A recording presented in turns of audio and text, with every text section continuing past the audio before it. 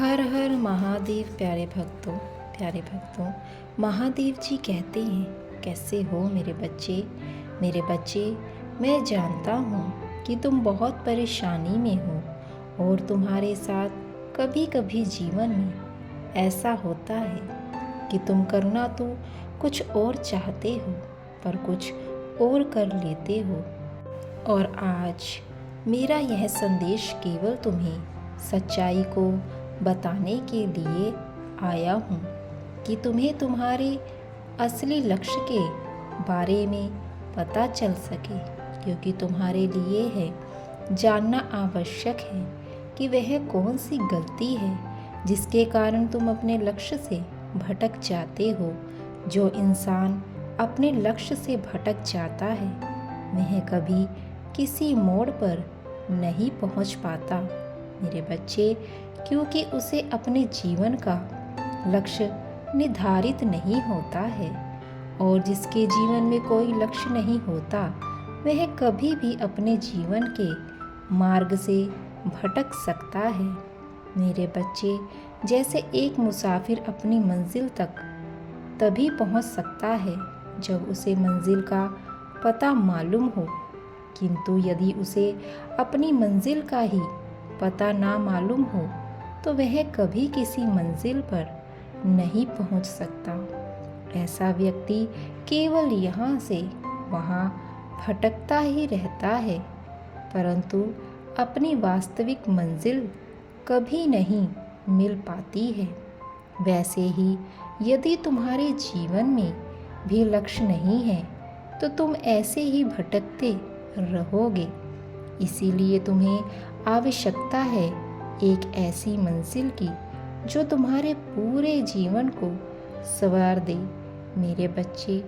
तुम्हारा महादेव ने तुम्हें इस धरती पर केवल अपने जीवन को संवारने को तो मेरी शक्ति के लिए भेजा है, परंतु तुम इस दुनिया की मोह माया में आकर अपने लक्ष्य के साथ साथ अपने महादेव को भी भूल चुके हो। मैंने तुम्हें हर मार्ग पर देखा है, तुम अपने मार्ग पर नहीं मिल पाते। आज का यह मेरा संदेश केवल तुम्हें असली मंजिल तक पहुंचाने का मार्ग बताएंगे, किंतु यदि तुमने मेरे संदेश को अनदेखा किया और तुम्हें लगा कि मैं स्वयं ही अपना मार्ग ढूंढ लूँगा तो तुम ऐसे ही भटकते रहोगे मेरे बच्चे। मैं नहीं जानता कि तुम ऐसे ही भटकते रहो। तुम अपने जीवन में बहुत अधिक भटक चुके हो। अब तुम्हें ठहराव की आवश्यकता है। तुमने अपने जीवन के दुखों को बहुत सह लिया, किंतु अब तुम्हें आवश्यकता है इस मार्ग पर चलने की जहाँ केवल शांति और सुख है। और यह तभी संभव है जब तुम उचित मार्ग पर चलकर उचित कार्य करो मेरे बच्चे। समय की कीमत सबसे अधिक होती है और तुम्हें समय के अनुसार ही चलना होगा। संसार की सबसे शक्तिशाली चीज़ समय ऐसी चीज़ है जो निर्बल को बलवान बना सकती है। और मेरे बच्चे, मैं चाहता हूँ कि तुम अपने जीवन को दिशा में लेकर जाओ मेरे बच्चे, जहाँ केवल तुम्हारी जिंदगी में सुख और शांति रहेगी। इसीलिए अब तुम अपने महादेव के अनुसार आगे बढ़ते चलो। जो मैं जानता हूँ मेरे बच्चे, तुम काफ़ी बरसों से अपने जीवन में होने वाली परेशानी से जूझ रहे हो, लेकिन अभी तुम्हारी ज़िंदगी कुछ ही दिनों में बदलने वाली है।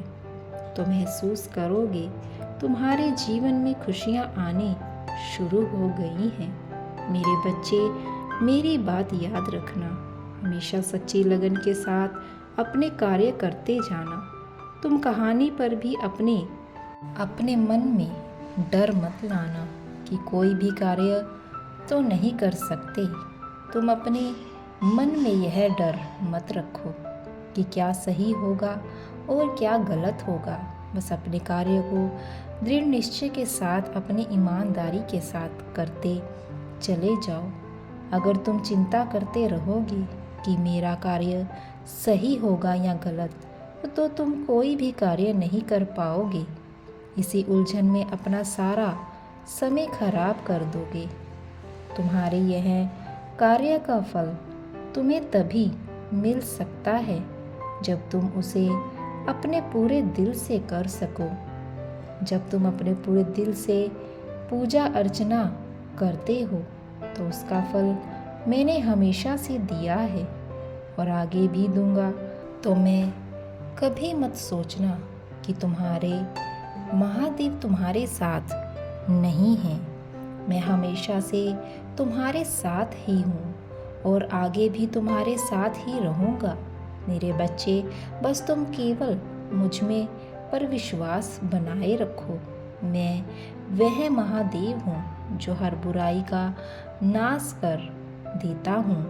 फिर तुम्हारे ऊपर आए कोई भी कष्ट को मैं कैसे दूर नहीं करूँगा।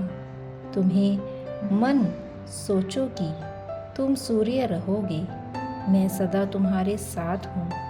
एक माता का कर्तव्य अपने बच्चों की रक्षा करना होता है, वैसे ही भक्त की रक्षा करना मेरा कर्तव्य है और मैं भी तुम्हारे हर दुख को हर लूँगा।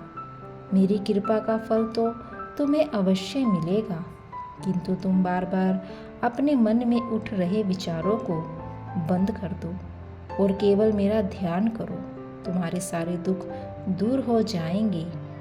मन में बार बार उठ रहे विचार ही हमारे सुख दुख का कारण बनते हैं। इसीलिए सदा अपने विचारों को सोचो। आप जीवन में कभी भी किसी का बुरा मत सोचो, क्योंकि समय कभी भी बदल सकता है। इसीलिए मेरे बच्चे, अपने समय पर कभी घमंड मत करना। यह मत सोचना कि आज समय तुम्हारे साथ है तो तुम जो मर्जी कर सकते हो।